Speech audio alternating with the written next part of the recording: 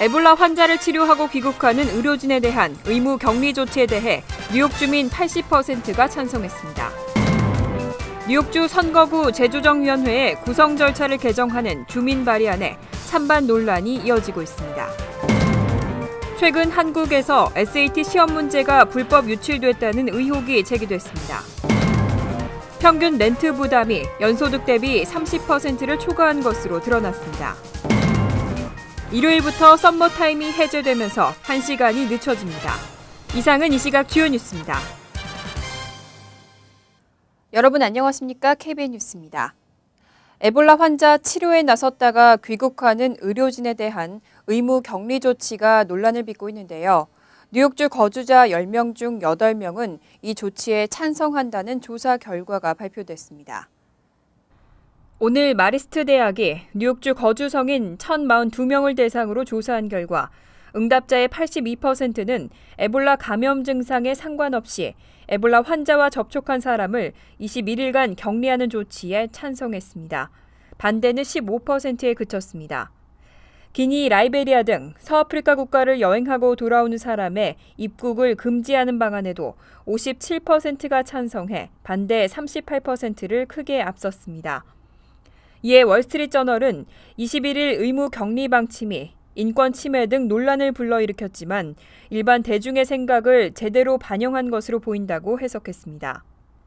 뉴욕과 뉴저지는 지난 24일 서아프리카 국가에서 에볼라 환자와 접촉하고 귀국하는 모든 의료진과 여행객을 21일간 의무적으로 격리하는 조치를 시행해 논란이 되고 있습니다.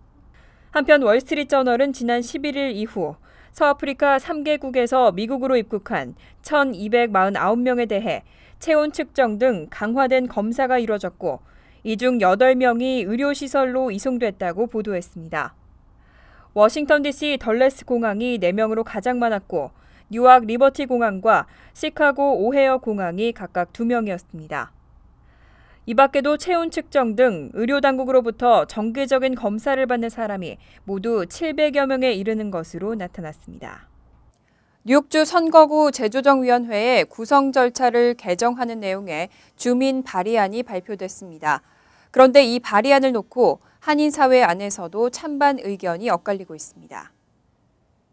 주민 발의안 1은 기존 8명으로 구성된 선거구 재조정위원회를 뉴욕주 상하원 지도자 4명이 각각 2명의 위원을 결정하고 8명으로 구성된 임명위원회가 나머지 2명을 지명하는 등 총 10명으로 구성하도록 하는 발의안입니다.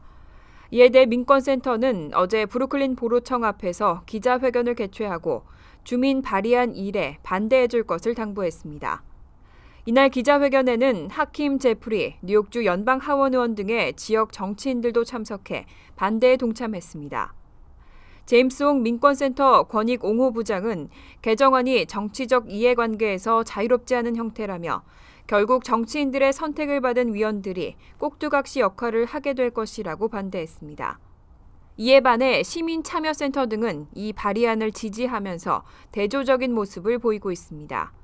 김동찬 시민참여센터 대표는 정치인이 직접 선거구 재조정에 개입하는 것이 아닌 일반인이 참여하는 것이기 때문에 보다 객관적 입장에서 선거구 재조정이 가능할 것이라고 설명했습니다. 한편 이 발의안이 통과되면 2020년부터 적용됩니다. 최근 한국에서 SAT 시험 문제가 불법 유출됐다는 의혹이 제기됐습니다. 한 어학원에서 학생들에게 수천만 원씩 받고 기출문제를 팔았다는 제보가 접수되면서 한국 학생들의 성적 발표가 보류되는 등 파문이 일고 있습니다. SAT 주관사인 칼리지 보드와 공동주관사인 미국 교육평가원은 어제 지난 10월 11일 한국과 중국 지역에서 실시된 SAT 시험에 대한 부정행위 의혹이 발견됐다고 밝혔습니다. 이에 이 지역 응시 학생들에 대한 시험 성적 발표를 보류하고 현재 조사를 진행 중이라고 발표했습니다. SAT 시험 문제는 문제은행 방식으로 출제되기 때문에 기출문제 공개를 엄격히 금지하고 있습니다. 이번 달 치러진 시험 문제는 지난 2012년 11월 문제와 동일한 유형인데 서울 강남의 한 어학원이 학생 1인당 5만 달러씩을 받고 기출문제 60여 개를 판매했다는 제보가 접수된 것으로 알려졌습니다. 칼리지 보드는 자체 조사를 통해 다음 달 15일 이전에 이번 성적을 무효 처리할지 등 입장을 발표할 예정입니다. 칼리지 보드 관계자는 보안과 관련해 보고되는 모든 위반 사항을 심각하게 받아들이고 있다며 특히 이번 10월 SAT는 문제지 배송 과정부터 시험 채점에 이르기까지 전 과정에 대한 조사를 진행하고 있다고 설명했습니다. 또 각종 불법이 드러날 경우 한국 사법당국에 협조할 예정이라고 덧붙였습니다. 평균 렌트 부담이 연소득 대비 30%를 초과한 것으로 드러났습니다. 렌트비가 비정상적으로 급증하면서 전국적으로 수백만 세입자들이 퇴거 위기에 처했습니다. 박민기 기자가 보도합니다. 렌트비가 수직 상승함에 따라 전국에 분포한 수백만 세입자들이 길거리에 내몰리게 생겼습니다. CNN머니는 온라인 부동산 전문 업체인 진로우닷컴과 위스콘신 법과대학의 지역 법무지원센터의 자료를 인용해 전국 평균 렌트 부담이 연소득 대비 30%를 넘어섰다고 밝혔습니다. 이에 따른 후폭풍으로 수백만 가구가 렌트 미납으로 인해 퇴거 명령을 받는 사태가 발생하고 있습니다. 조지아주의 경우 지난해 렌트 인상을 견디지 못한 20만 가구가 퇴거 명령을 받았습니다. 이는 조지아주 인구의 20%에 달하는 수치입니다. 뿐만 아니라 뉴욕의 경우 건물주들이 렌트 인상을 위해 기존의 세입자들에게 사소한 위반으로도 트집을 잡아 퇴거 조치를 취하는 경우도 발생했습니다. 부동산 업계에서는 이러한 퇴거 급증 문제는 비정상적으로 오른 렌트비 때문이라고 주장했습니다. 주택가격 급등으로 인해 주택 구입자가 임대시장으로 몰리면서 렌트가 수직 상승했다는 분석입니다. 진로우닷컴은 임금 상승 속도가 렌트를 쫓아가지 못하고 있다며 당분간 렌트 부담이 지속될 것으로 전망했습니다. KBN 뉴스 박민기입니다. 뉴저지 상록회가 오는 11월 7일 후원의 밤 행사를 개최합니다. 상록회의 운영기금 마련을 목적으로 준비한 이번 후원의 밤에 많은 한인들의 참여와 관심을 당부했습니다. 주성훈 기자가 보도합니다. 비영리 사회봉사단체로 여러 다양한 노인 복지 사업과 봉사 활동을 펼치고 있는 뉴저지 상록회. 영어 교육은 물론 음악과 미술, 컴퓨터, 바둑 등의 취미 활동, 사회복지상담센터 운영, 골프와 등산 등의 다양한 동호회 등 40여 개의 프로그램을 운영하고 있습니다. 하지만 그에 따른 늘어난 운영비에 적자는 고심을 하고 있습니다. 카운티와 각종 재단, 독지가들로부터 후원을 받고 있지만 연 운영비가 10만 불 이상 들어가는 상록회로선 더 많은 후원의 손길이 필요한 상태입니다. 저희들이 지금 한 40개 클래스를 하고 있습니다. 그건 뭐냐면 노년들 건강, 정신건강 또는 육체적 건강을 위해서 각종 운동 프로그램이라든지 아카데믹한 그 교실도 하고 있으니까 이 한인 커뮤니티 여러분들이 많이 도와주셔서 이번 후원의 밤 행사에 공동 후원 회장을 맡은 제니길 변호사는 상록회는 통번역과 전문 상담에 있어 많은 2세, 3세들의 도움을 필요로 한다며 젊은 한인들의 봉사 참여와 이번 후원의 밤에도 많은 한인들의 참여를 당부했습니다.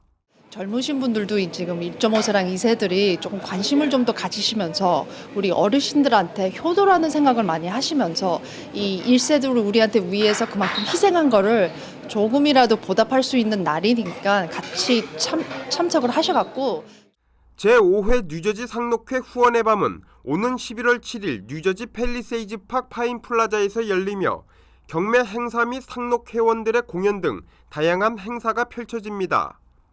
또한 9일에는 제1회 상록회 바둑대회가 뉴저지 상록회관에서 열립니다. KBN 뉴스 주성훈입니다. 미국인 4명 중 1명은 제대로 된 은행 서비스를 받지 못하고 있는 것으로 나타났습니다. 아예 은행 계좌가 없는 세대 비율도 7.7%에 달했습니다.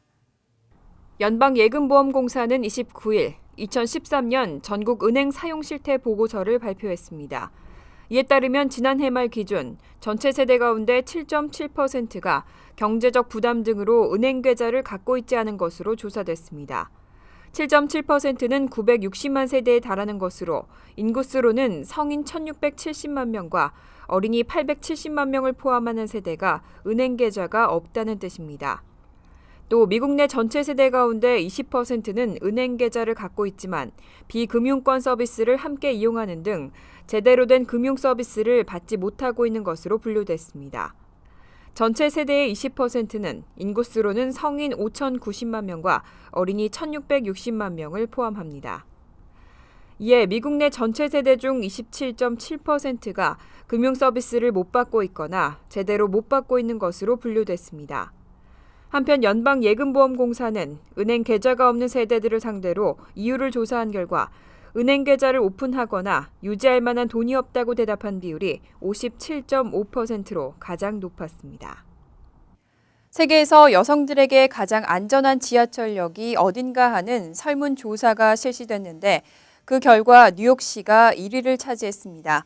서울 지하철은 5위에 올랐습니다. 톰슨 로이터스 파운데이션이 전 세계 주요 16개 도시 여성 6,555명을 상대로 온라인 설문조사를 실시했습니다. 29일 발표된 조사 결과 16개 도시 가운데 뉴욕시의 지하철이 여성들에게 가장 안전한 것으로 나타났습니다. 이번 조사는 지하철 내 성과 관련된 언어나 신체적 폭력, 성범죄 발생 시 대처 시간, 여성 전용 객차 등을 토대로 순위가 매겨졌습니다. 그 결과 1위 뉴욕에 이어 도쿄가 2위, 베이징 3위, 런던이 4위를 차지했고 서울은 5위를 기록했습니다. 톰슨 로이터스 파운데이션은 뉴욕시가 1위를 차지하게 된 이유로 뉴욕시 내 범죄율이 25년 전보다 75%로 감소했기 때문이라고 분석했습니다.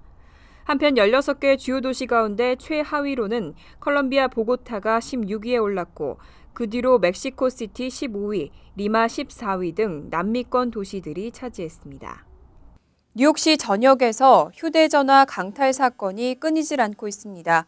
이 가운데 브롱스에서는 지난 한 달 동안 같은 범인의 소행으로 보이는 10건의 휴대폰 연쇄 강탈 사건도 발생했습니다.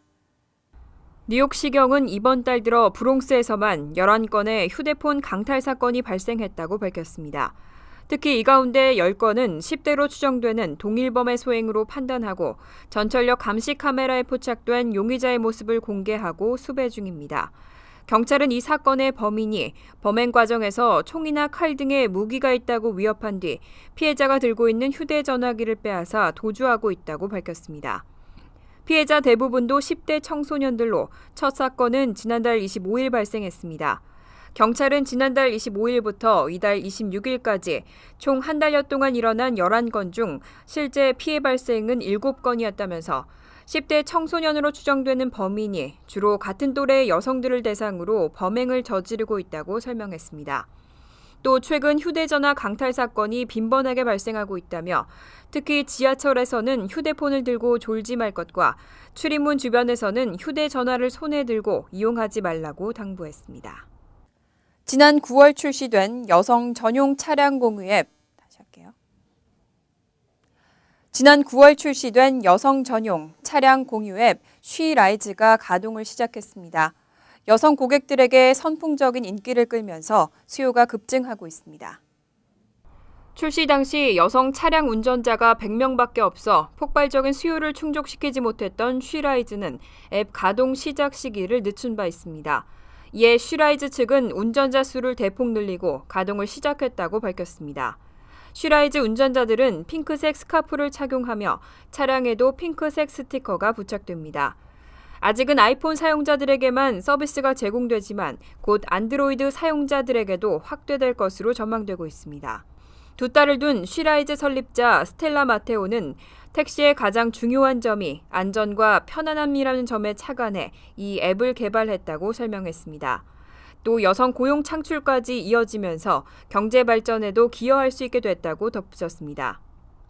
주 고객층은 임산부나 밤 늦은 시간까지 일해야 하는 여성 운전자 등으로 고객이 순식간에 늘고 있는 것으로 알려졌습니다. 밤 늦은 시간 혼자 옐로캡을 타는 것보다 안전하다는 의견이 많지만 일각에서는 이런 고정관념이 오히려 범죄를 부추길 수 있다는 지적도 나오고 있습니다. 이상으로 KBN 뉴스를 마칩니다. KBN과 함께 즐거운 저녁 되시기 바랍니다.